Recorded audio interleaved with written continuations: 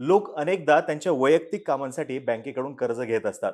गृहकर्ज असेल, कार घ्यायची असेल, टू व्हीलर घ्यायची असेल किंवा एज्युकेशन लोन असेल, मुलीचं लग्न असो किंवा इतर कोणतंही पर्सनल कारण असो, अशा सर्व महत्त्वाच्या कामांसाठी अनेकदा बँकेकडून कर्ज घ्यावं लागतं.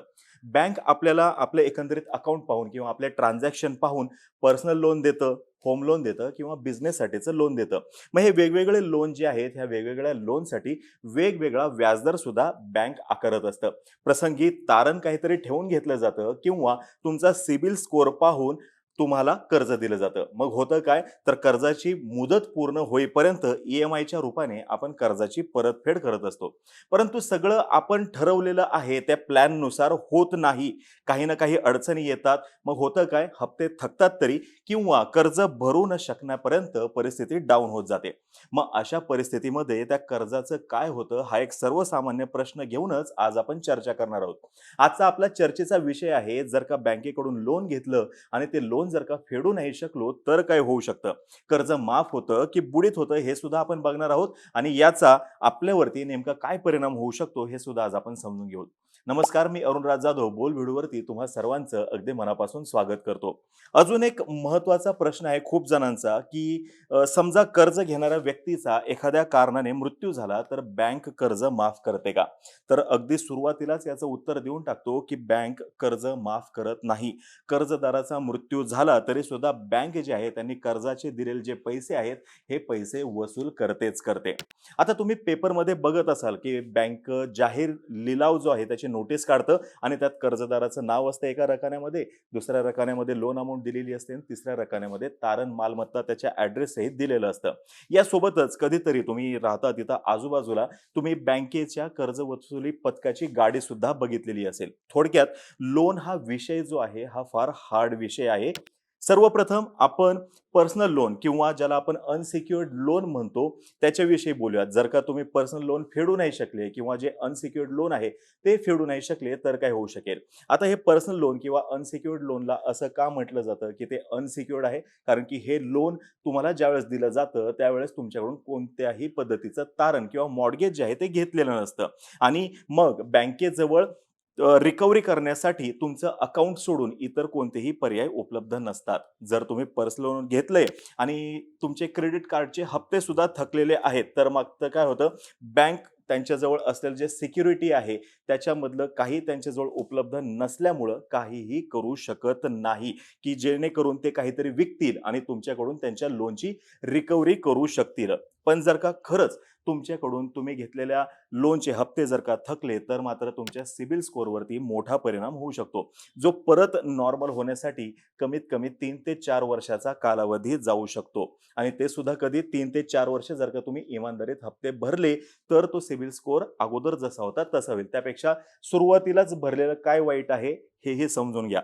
यासोबतच जर का तुमच्याकडून कर्जाचे हप्ते थकले आणि तुमचा सिबिल स्कोअर डाऊन झाला, तर मात्र तुम्हाला नव्याने विनातारण कर्ज कोणीही देणार नाही आणि जर का तारण ठेवून जरी घ्यायचं असेल, तर ते तितकं सोपं नसणार आहे आणि क्रेडिट कार्ड हा विषय तर तुम्ही विसरूनच जा. आता तुम्हाला असं वाटू शकतं, की लोन तर आपल्याला नकोय, सध्या तर काही गरज नाही. ते त्यावेळेस घेतलं तर आपली गरज भागलेली आहे, येणाऱ्या काळात काही लागणार नाही. परंतु वेळ काही सांगून येत नसते आणि गरज सुद्धा काही सांगून निर्माण होत नाही. त्याच्यामुळं आधीच सावध असलेलं कधीही चांगलं.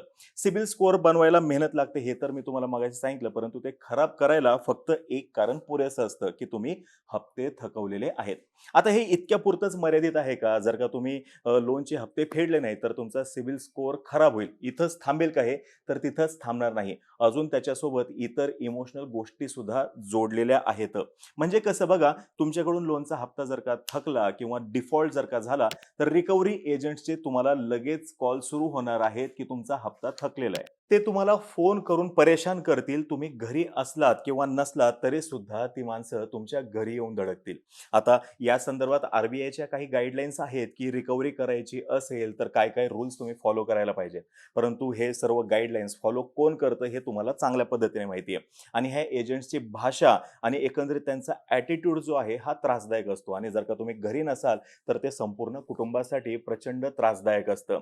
त्याच्यामुळं सुरुवातीलाच हप्ते भरलेलं कधीही चांगलं. आता अजून एक ह्याच्यात तिसरा मुद्दा जो येतो तो म्हणजे सेटलमेंट होऊ शकते, जर का तुमचं नशीब चांगलं असेल तर.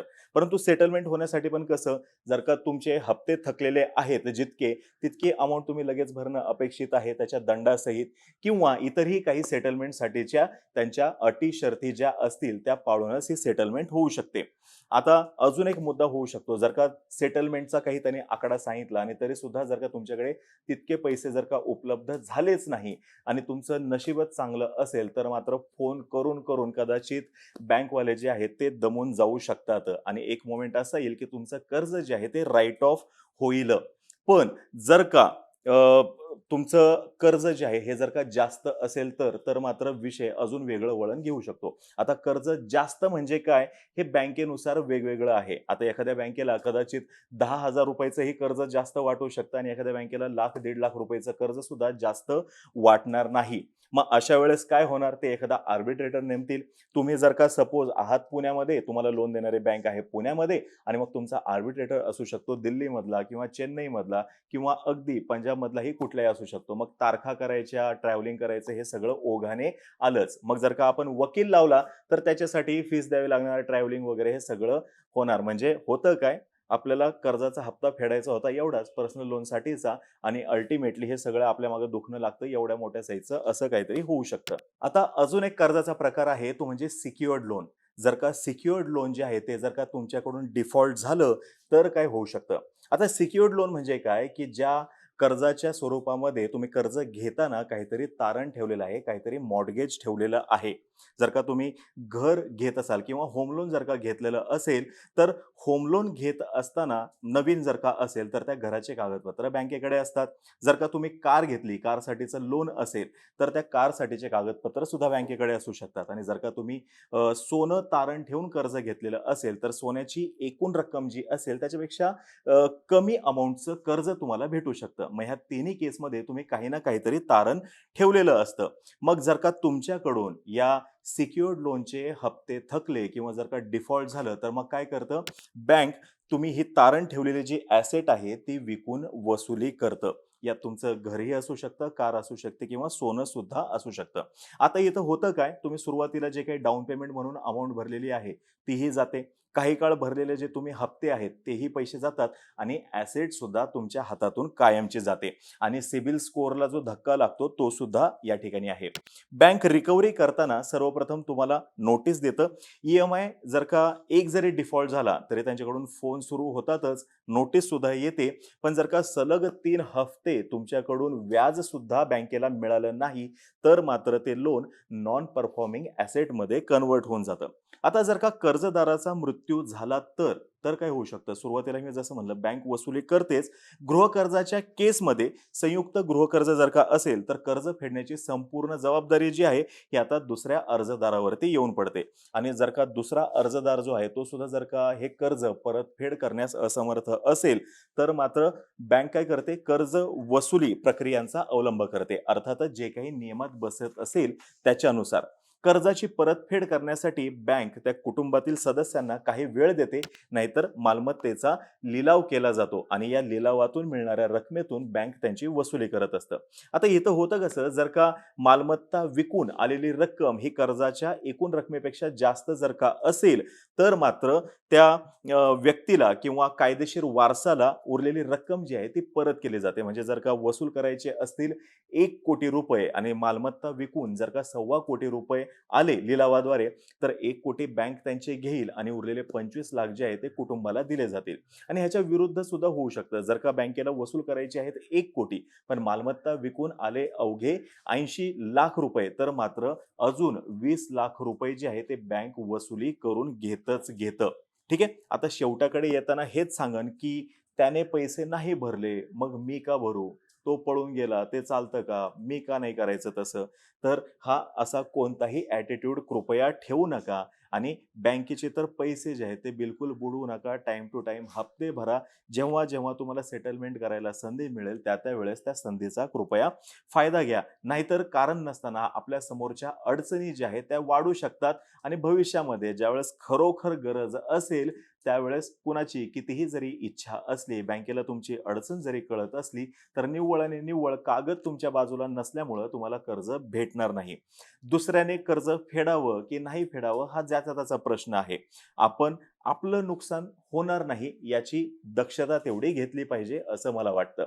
आता तुम्हाला जर का आपली आजची माहिती आवडली असेल, तर खाली कमेंट बॉक्समध्ये नक्की सांगा आणि या संदर्भातली अजून काही तुमच्याजवळ माहिती असेल किंवा अजून काही तुमचा अनुभव असेल, तर तो सुद्धा खाली कमेंट बॉक्समध्ये नक्की मांडा.